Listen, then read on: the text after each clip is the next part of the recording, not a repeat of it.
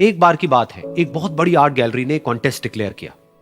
उसमें उन्होंने अनाउंस किया कि जो भी पेंटर पीस को डिपिक्ट करने वाली वर्ल्ड की सबसे अच्छी पेंटिंग बनाएगा उसको $10 मिलियन का इनाम मिलेगा। यह बात पूरी दुनिया में फैल गई और पूरी दुनिया से हजारों पेंटर्स ने अपनी अपनी पेंटिंग भेजी उस कॉन्टेस्ट में पार्टिसिपेट करने के लिए। उन हजारों पेंटिंग्स में से जो इस कॉन्टेस्ट के जजेस थे उन्होंने फाइनली 100 पेंटिंग्स को शॉर्टलिस्ट किया और उन 100 पेंटिंग्स की एक एग्जीबिशन लगाई।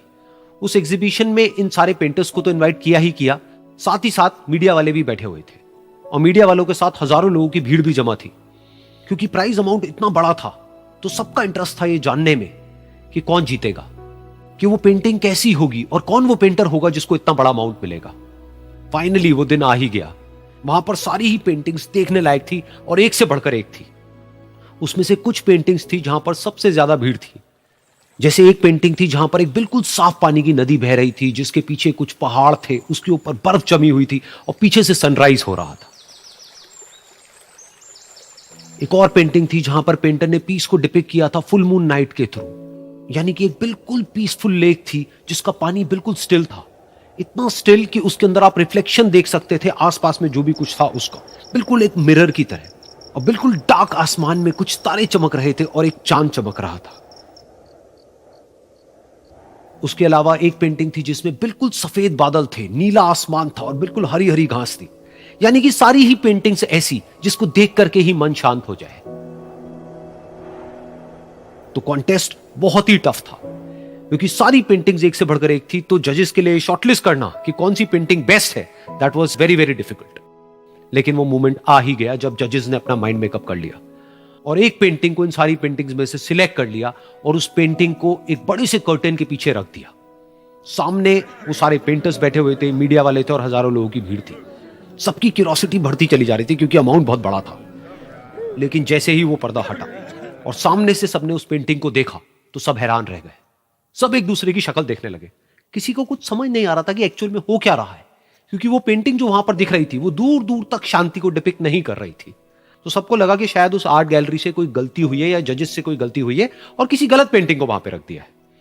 तो कुछ पेंटर्स एक साथ गए, जाकर के उस आर्ट गैलरी के ओनर से मिले और जाकर के उससे पूछा कि क्या ये कोई गलती है, गलती से कहीं कोई गलत पेंटिंग तो आपने वहां पे नहीं रख दी है।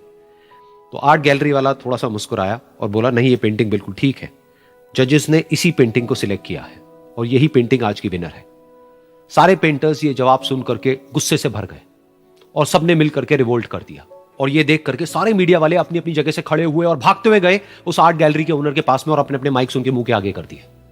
तो अगेन वो आर्ट गैलरी का जो ओनर था वो हल्का सा मुस्कुराया और उसने कहा कि मुझे कुछ बोलने से पहले एक बार इस पेंटिंग को आप लोग ध्यान से देखिए, थोड़ा पास से देखिए, शायद आपको कुछ ऐसा नजर आए जो दूर से नजर नहीं आ रहा है। क्योंकि आप सबने एक चीज तो देख ली कि इस पेंटिंग में आंधी है, तूफान है, चारों तरफ सब कुछ तहस नहस हो रहा है, आसमान में बिजली कड़क रही है, काले बादल हैं, ये सब तो आपने देख लिया। लेकिन एक चीज नहीं देखी कि इस पेंटिंग में एक घर भी है। उस घर में एक छोटी सी खिड़की है जहां पर एक आदमी खड़ा हुआ है। ध्यान से जाकर के देखिए, वो जो आदमी खड़ा हुआ है और बाहर देख रहा है उस घर से, उसके चेहरे पर कोई डर नहीं है बल्कि एक हल्की सी मुस्कान है, एक ठहराव है, एक सुकून है। और यही है शांति का असली मतलब।